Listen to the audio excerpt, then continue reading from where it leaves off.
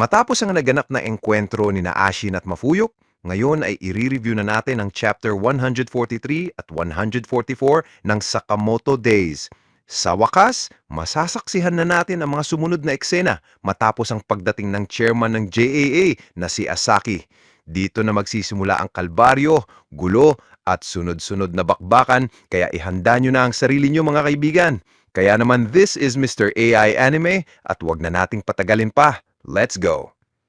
Nagsimula ang chapter sa isang flashback. Sinabi rito ni Uzuki na ang order ay mananatiling nakadikit sa tab ni Asaki. Ibig sabihin, kung susubukang i-challenge ni na Mafuyo at Turamaro ang order, otomatikong sasabog ang bomba sa katawan nila at parehong malilipol, pati na rin ang ilang miyembro ng order at si Asaki mismo.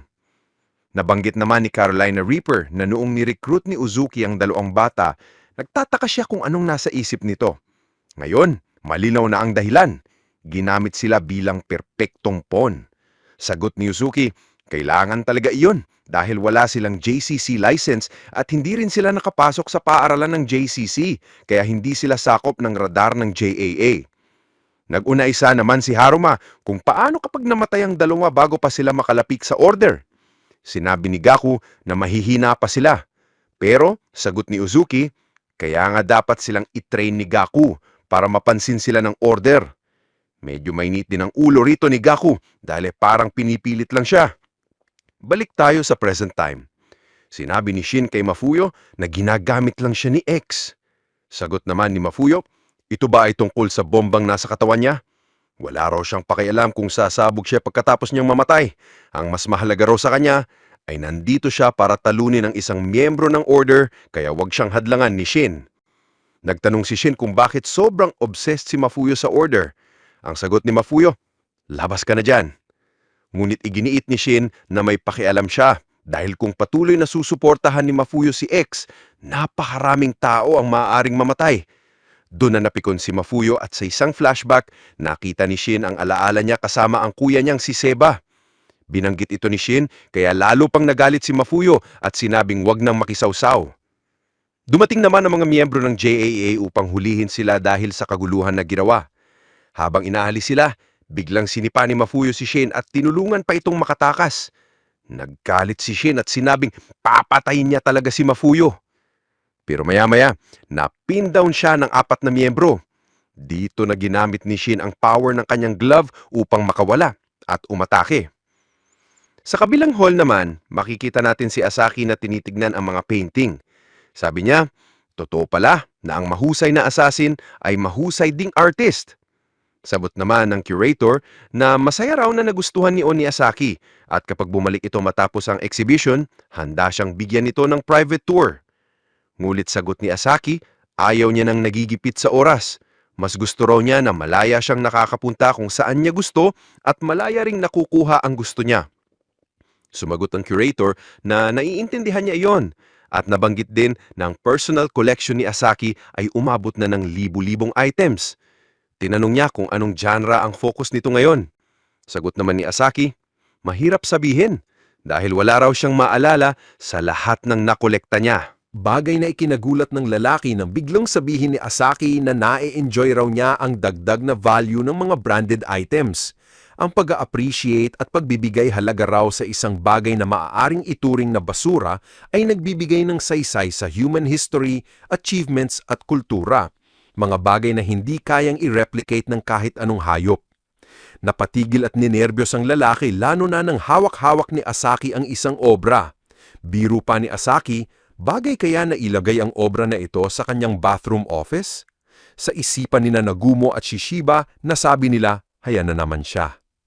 Nagpaliwanag ang lalaki na ang hawak ni Asaki ay isang nationally designated cultural treasure.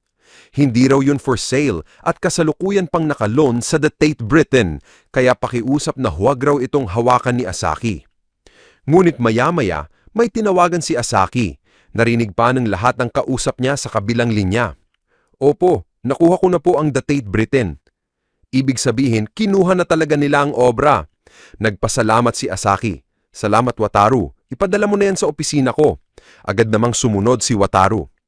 Mas lalong nagulat ang lalaki nang sabihin ni Asaki na ang obrang hawak niya ay mukhang luma at marumi na, kaya ipapa-restore at ipapa-repaint pa niya ang frame nito. Dito ay halos matulala na sa takot ang lalaki at pawis na pawis sa kaba. Gusto niyang ipaliwanag na ang obra ay isang napakahalagang parte ng kasaysayan, ngunit hindi siya pinansin ni Asaki na nakangiti pang nagsasabi kay Wataru na hindi naman daw magandang basta isampay lang ang ganoong karuming obra sa kanyang opisina. Sa isip ni Nagumo, napaka-selfish daw ni Asaki. Ginagawa nito ang kahit anong gusto, walang pakialam kung ano ang tama o mali, basta't maabot ang kanyang goals. Ganyan daw ang tunay na chairman ng JAA, si Asaki. Maya-maya pa may biglang nag-announce, "Atensyon! Ire-report lang po namin ang isang super lost child. May itim na buhok, suot ang gas mask at cargo pants. Kung makita niyo siya, agad niyo pong dalhin sa custody." Alam ng lahat ng JAA members ang ibig sabihin ng super lost child. Ito ay code para sa isang napakadelikadong target na dapat agad i-neutralize. Kaya agad na nagkomento si Shishiba. Eto na. Sabay ngiti naman ni Nagumo. Sige, gawin na natin ito. Nag-jack-in na ang tatlo para sa kanilang operasyon. Samantala, balik tayo kina Mafuyo. Hinahabol pa rin siya ni Shin na pasigaw na, "Tumigil ka, siraulo!" Ngulit sagot ni Mafuyo, "Umalis ka na nga!" Sabay sigaw na, "Tulong! Hinahabol ako ng lalaki!" Narinig ito ng ilang JAA members kaya dinampot nila si Shin. Dahilan para mainis ito at sumigaw ng, "Bitawan niyo ako!" Samantala, nakatakas si Mafuyo papasok sa elevator. Pero bago pa magsara ang pinto, may kamay na humarang. Si Shin pala. Pilit niyang pinasok ang sarili. Sa wakas, huli ka na. Ngulit sa labas ng elevator, habang papasara na ang pinto, makikita si Osaragi na nakatayo lang at nakatingin sa kanila. Pagkabagsak ng pinto, biglang napansin ni Mafuyo ang tensyon at pinagpawisan. Sabi ni Shin, "Hoy, wala ka bang gustong sabihin sa akin?" Sagot ni Mafuyo, "Ayan na siya." Nagulat si Shin at habang bumababa ang elevator, biglang tumalon si Osaragi papasok mismo sa loob. Wala siyang emosyon sa mukha dahilan para magulat ng husto sina Shin at Mafuyo. Sabi ni Shin sa isipan niya, ang babaeng ito, nasa order siya. Kaya agad na umatake si Mafuyo gamit ang kanyang blade, pero parehong naiwasan din na Shin at Osaragi. Sabi ni Shin, "Hoy," ngulit sagot ni Mafuyo, "kung takot ka, umalis ka na." Sabi naman ni Osaragi, "Grabe naman ang kalat, magagalit talaga si Mr. Shishiba dito." Nagpakawala ng sika si Mafuyo at iginiit na mas malakas siya pagdating sa physical combat. Ngulit agad niyang naramdaman na hindi niya maigalaw ang kanyang binti. Hawak-hawak na pala ito ni Osaragi. Nagalit si Mafuyo, "Hindi ako makagalaw?" Sabi ni Osaragi, "Aalisin natin ang bagay na ito." Kaya agad niyang tinarget ang paa ni Mafuyo. Buti na lang ay nahubad ni Mafuyo ang kanyang sapatos at nasagip siya ni Shin mula sa tuluyang pagputol. Sa isip ni Shin, kahit muntik ng putulin ng babae ang paa ni Mafuyo, wala siyang nararamdamang galit o puot mula kay Osaragi. Para kay Osaragi, ang mga tao sa harap niya ay mga targets lamang, mga bagay na walang importansya na dapat lamang patayin. Ibang-iba raw ang babaeng ito kumpara sa iba pang order members na nakasalamuha niya. Sa isip ni Shin, napaka-pure niya.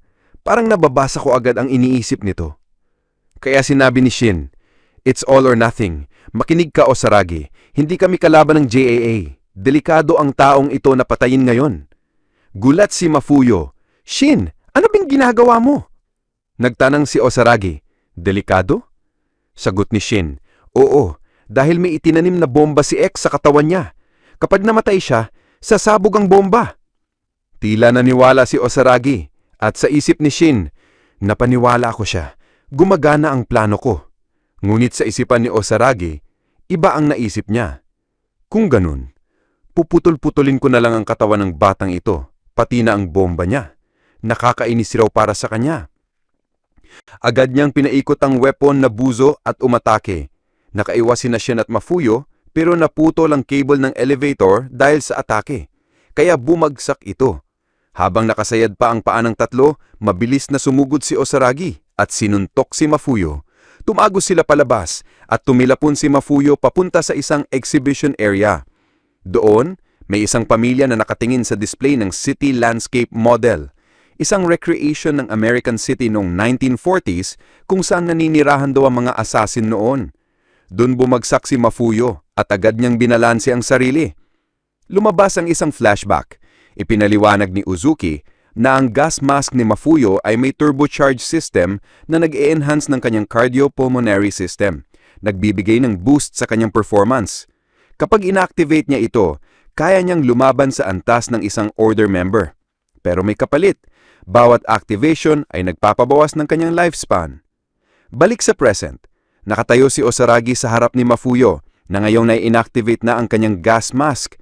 Sabi ni Mafuyo, "Walang saysay kung mamamatay lang ako rito." Kaya sumugod siya, na-block ni Osaragi gamit ang buzo. Habang nasa mid-air, naglabas si Mafuyo ng spray at itinira sa weapon ni Osaragi. Nagulat si Osaragi nang biglang kumalawang ang buzo at huminto sa pag-iikot. Sabi ni Mafuyo, "Sa tingin mo ba nambito ako ngayon na hindi handa?" Ngulit agad siyang sinuntok ni Osaragi. Napasabi si Shin, "Grabe, kahit wala siyang weapon, mabigat pa rin ang suntok niya." Muling umatake si Mafuyo gamit ang kanyang blade, ngunit na-block ni Osaragi gamit ang kanyang braso. Na-stuck ang blade, kaya gumanti si Mafuyo ng isang sikap na bahagyang nakapagpabagsak kay Osaragi. Ngunit diniin pa rin ni Osaragi at napilitang mapadikit sila sa model landscape. Sigaw ni Mafuyo, "Kaya ko ito!" Ngunit kahit nakadikit si Osaragi sa building model, nakagawa pa rin siya ng isang suntok.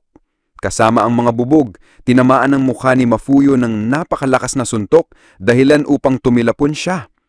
Hindi pa nakakalan si Mafuyo nang sinundan siya agad ng isang malakas na sika mula kay Osaragi. Habang hinahanap ni Shin si Mafuyo, laking gulat niya nang makita si Osaragi na nakatayo lang, dinadilaan pa ang sarili niyang sugat.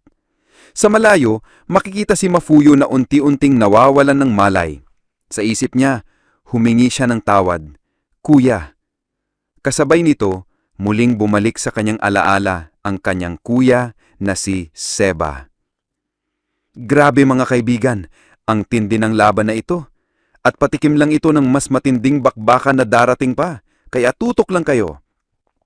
Dito na natin tatapusin ang video review na ito. Kung nagustuhan nyo, huwag kalimutang mag-like, comment, follow at subscribe para sa mas marami pang anime reviews. Maraming salamat mga kaibigan! This is Mr. AI Anime and see you guys again on my next video.